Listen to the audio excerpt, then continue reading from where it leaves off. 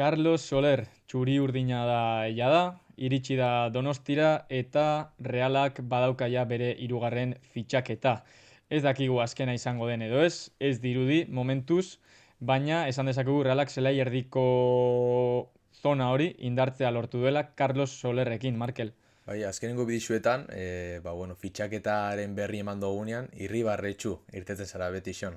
Ez dakit, Bai. gustuko duzun jokalaria bala ez, ointxe komentatuko gainetik, lako eragina izan dezakeen Realeko zelai erdi honetan, baina nik behintzat gogo handiz hartzen dut fitxaketa hau, beharrezkoa ikusten nuan, eta agurren bat ere eukiko dugu fitxaketa honen ostian.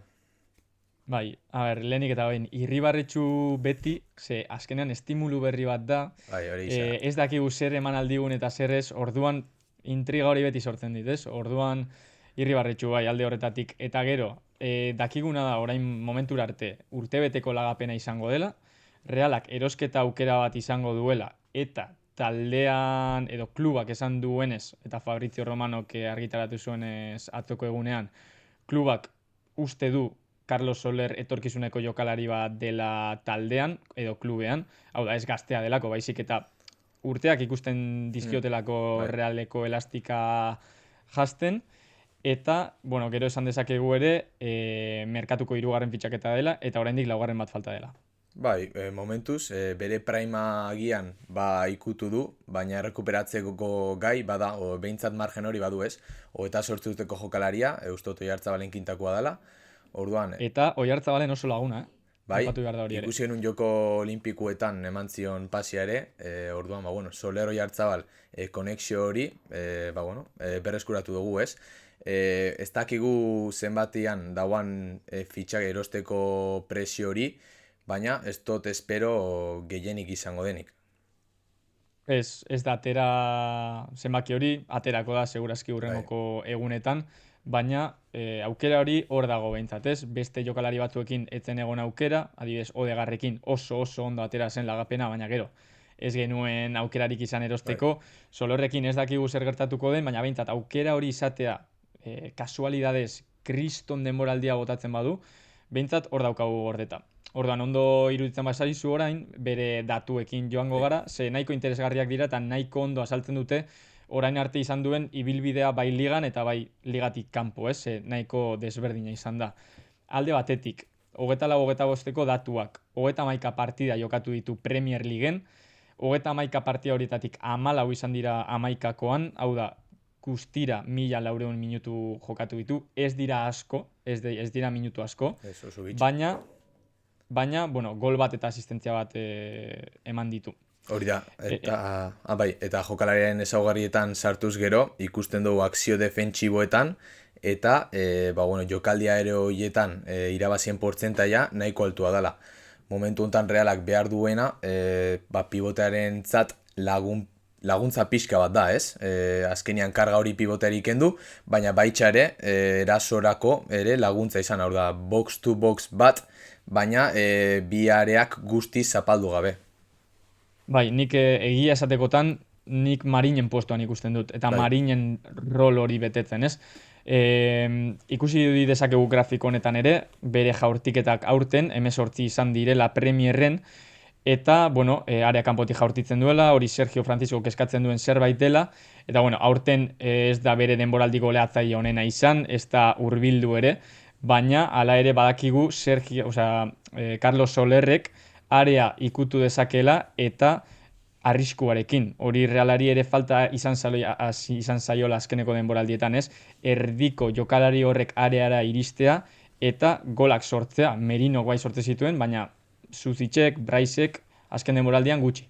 Bai, azkenean badaude jokalariak etxetik kanpo ez dutenla, ez direla horren eroso sentitzen ez dutela bere lekua aurkitzen, eta azkenean hau zifretan reflejatzen dala. Ikusi behar dugu nola moldatzen dan Donostira, ea ondo jausten dan, eta, adibidez, Valentziako denboraldian ikusten badio dugu zelako jaurtiketak inzitxun, jaurtiketen erdixa areatik kanpo dago. Lehen aipatu duzun ezaugarri hori oso garrantzitsua da Realarentzat.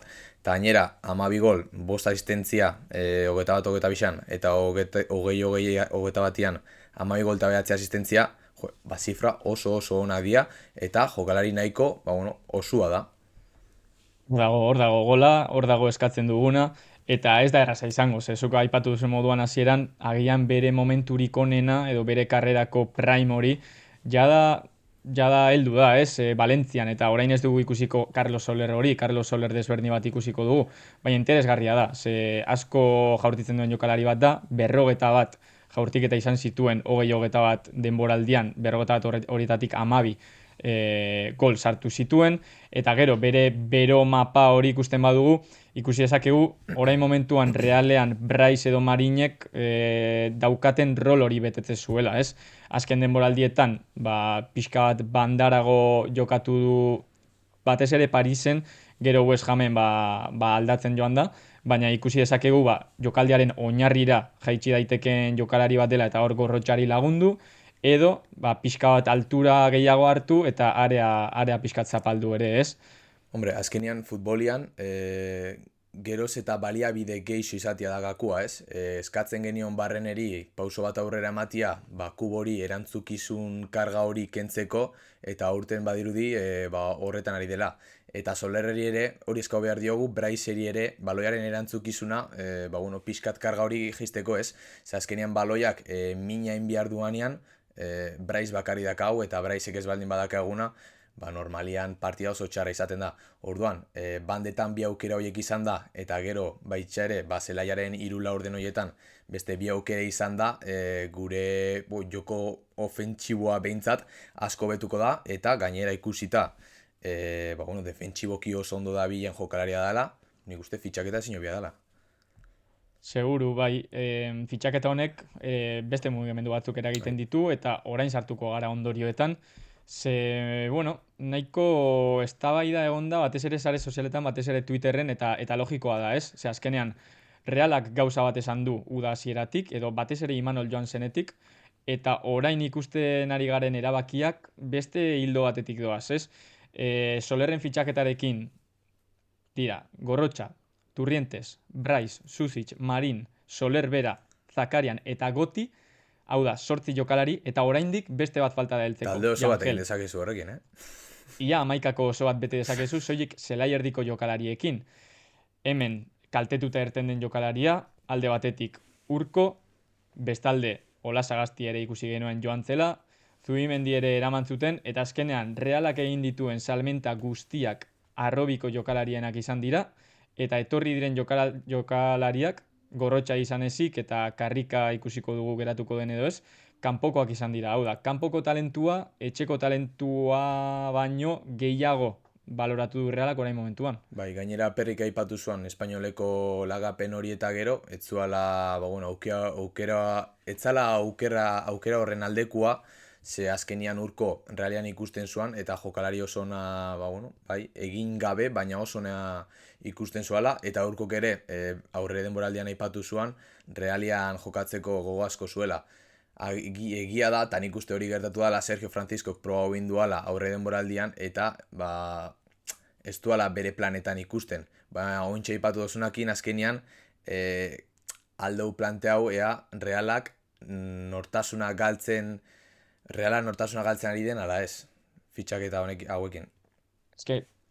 Nik ulertzen dut, adibidez, zuk Urko probatu duzu, aurre denboraldian ikusi duzu zure planetan ez dela sartzen, eta gero gainera Gorrotxa baldin badaukazu etorkizuneko jokalaria, eta orainaldiko jokalaria ere, eta uste baduzu Turrientesek potentzial handiagoa daukala Urko baino, logikoa iruditzen zait, jokalarianen aldetik eta taldearen aldetik, hor irtera bat ematea.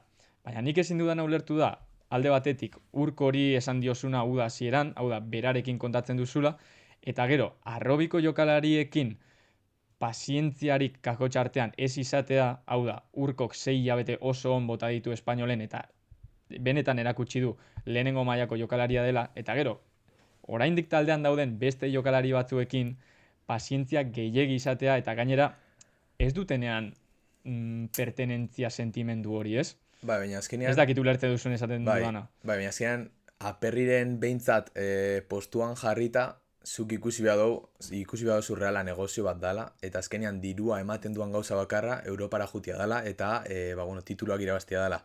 Horren, alde horretatik nik zu bezala pentsatzot, eta horren alde nago, azkenean, nortasuna, filosofia zuk mantendu behar duzun gauza bat da, eta horrekiko fidel izan behar zera. Baina azkenian, hau hori, esan dizutena, negozio bat da, eta azkenian nik uste geixenok, balantza batian jarrita, nik uste tituluak irabaztia eta Europara sartzia, arrobiko jende asko izatia, baino goru jartzen dugula. Eta bestela nik uste, gezurretan ibiliko ginela.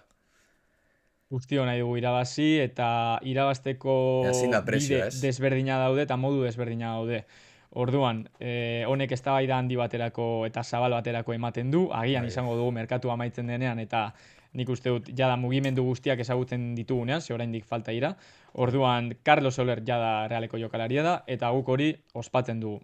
Bai, ointxe itxengo dugu ea Jangel Herrera etortzen dan, jakin dezazuen lesionatuta dator, ustot 6-8 azteko, azteko baja duela, orduan, 5 egun eskaz falta dia, 4, eta ikusiko dugu kulebroia nola amaitzen dan. Hori da.